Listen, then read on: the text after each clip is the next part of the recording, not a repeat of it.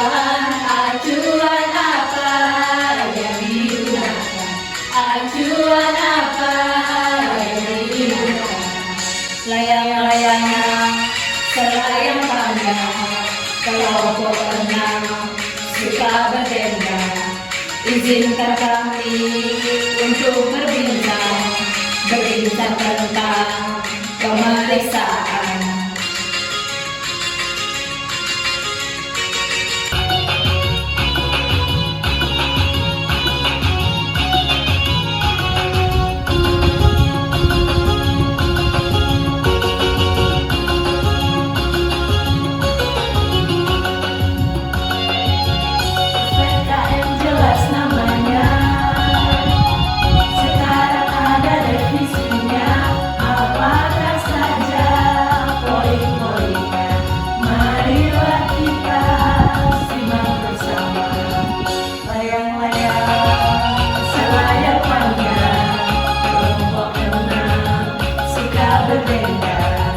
Izinkan kami untuk berbincang tentang pemeriksaan.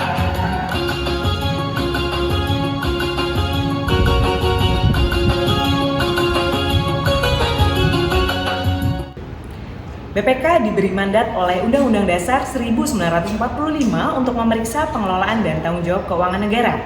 BPK memiliki kebebasan dan kemandirian dalam perencanaan, pelaksanaan, pelaporan, dan pemantauan tindak lanjut hasil pemeriksaan. Oleh karena itu dibentuklah standar pemeriksaan keuangan negara sebagai acuan baku dalam proses pemeriksaan.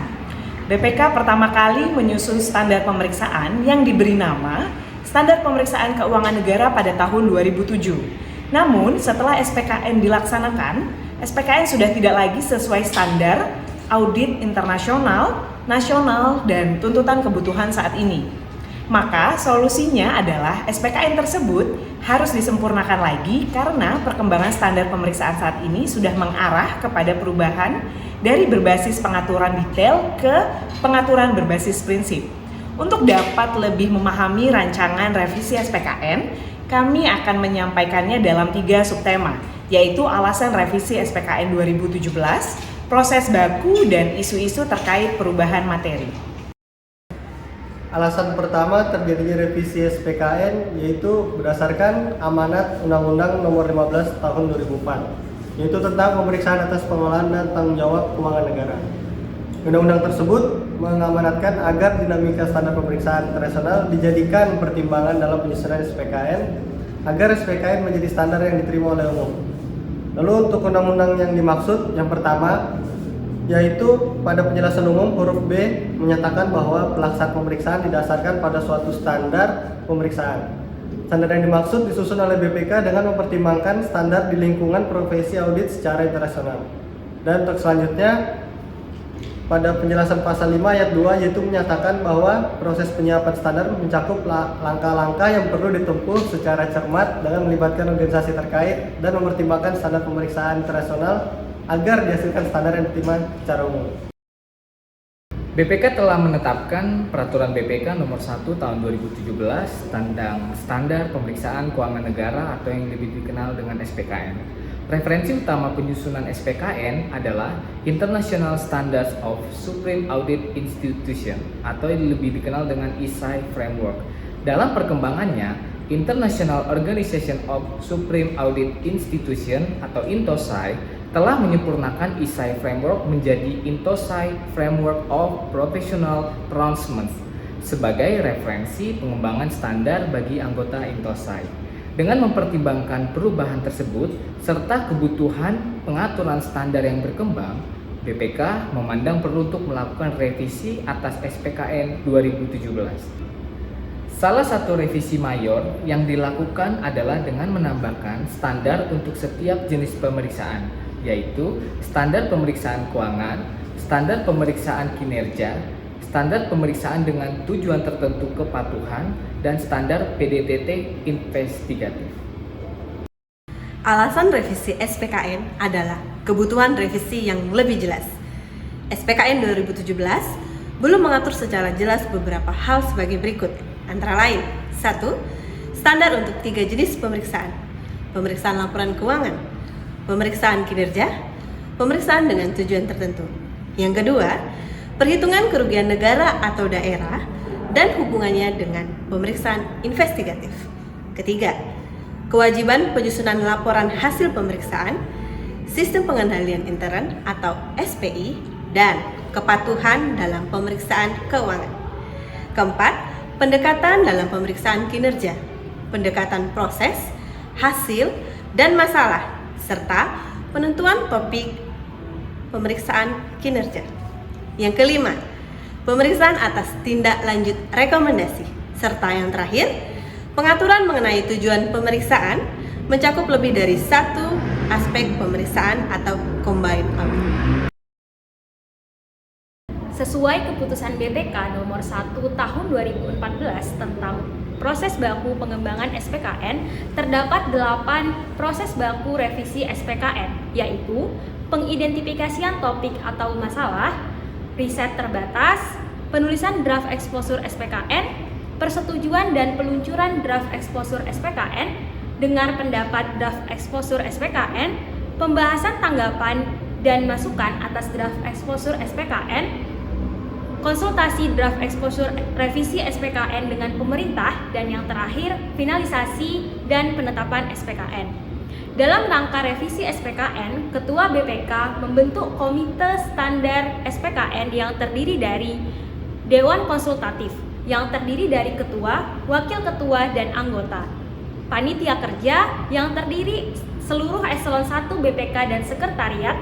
Panitia kerja dalam penyusunan standar dibantu oleh tim teknis per jenis bidang standar yang ditunjuk berdasarkan surat keputusan Sekretaris Jenderal BPK. Revisi SPKN 2017 menggunakan pendekatan adaptasi, bukan adopsi.